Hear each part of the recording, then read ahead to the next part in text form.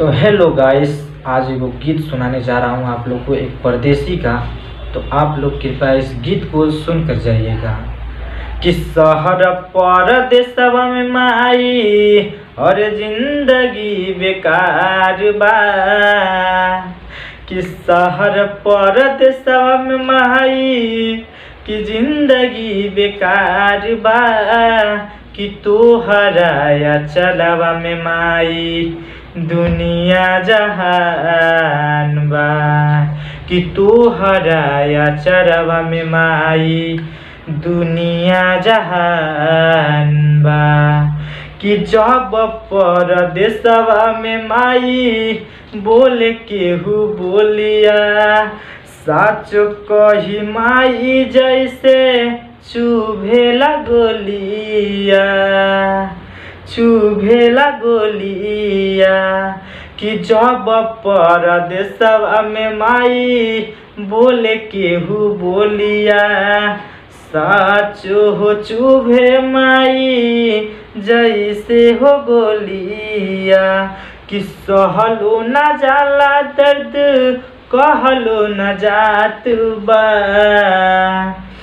कि सहलो न जाला दर्द तो कहलो न जात बा। कि तोहरा चरवा में माई दुनिया जहान बा। कि तोहरा चरवा में माई दुनिया जहान बा। कि जब रहनी छोटे ए माई अरे ओढ़वलू चरवा, बड़ भैनी जैसे माई भेजलू परदेसवा, भेजलू परदेसवा। कि जब छोट रहनी माई अरे ओढ़वलू चरवा। कि जैसे बड़ भैनी माई भेजलू परदेसवा। छूटल बा जब से अचरा तोहार तोहार बा। कि छूटल बा जब से अचरा मिलल न तोहार प्यार बा।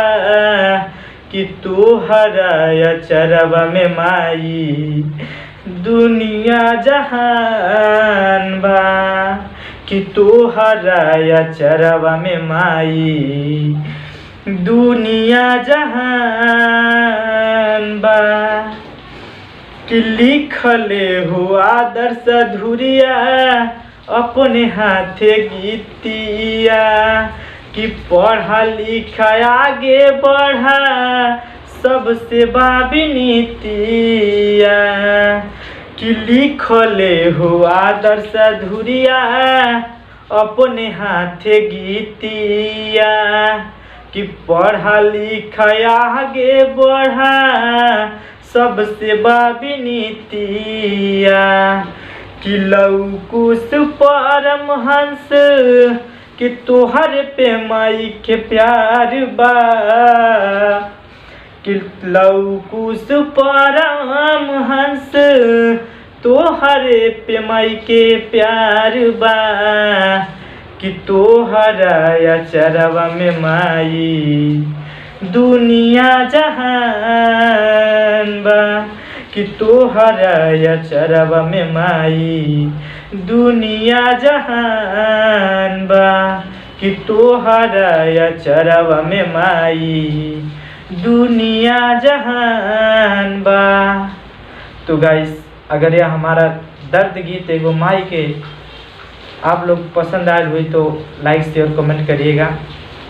एगो परदेसी का दर्द गीत था, अगर अच्छा लगे तो शेयर कर दीजिएगा।